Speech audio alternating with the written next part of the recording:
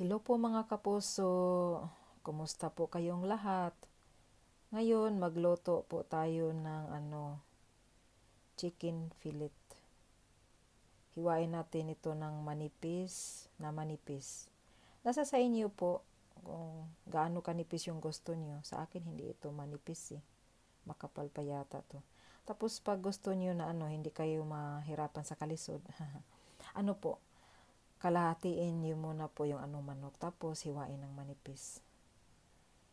Yan. Ganyan po. Hindi naman yan gaano kanipis po eh. Kasi gusto ko yung malaki.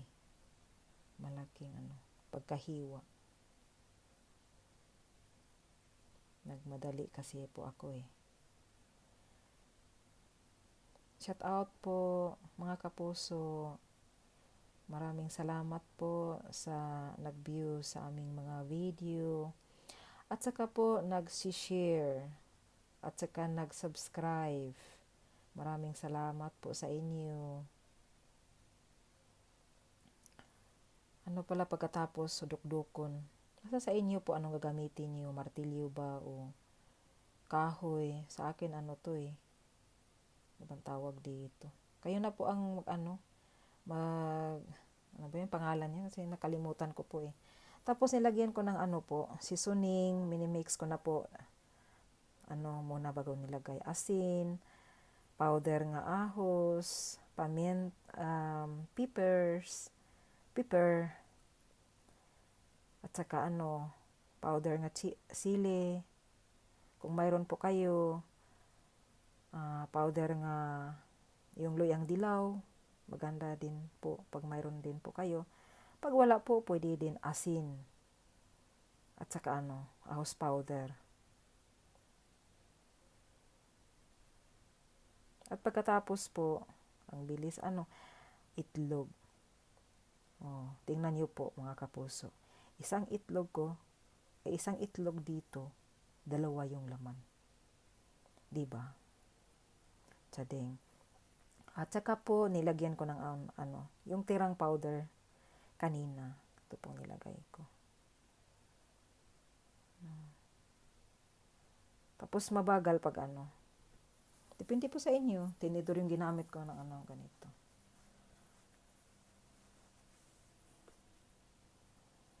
Matagal pag Yan, halo ng halo. Hanggang mahalo po. Tapos, ito na po. Yung manok nga dinokdok. Itlog. Breadcrumbs. Tapos, itlog uli. Sa akin, isa lang po eh. Isang basis lang. Kasi pag, dalawang itlog nilagay nyo, pwede rin, repeat nyo na lang po. Itlog, breadcrumbs. Yun po. Yan.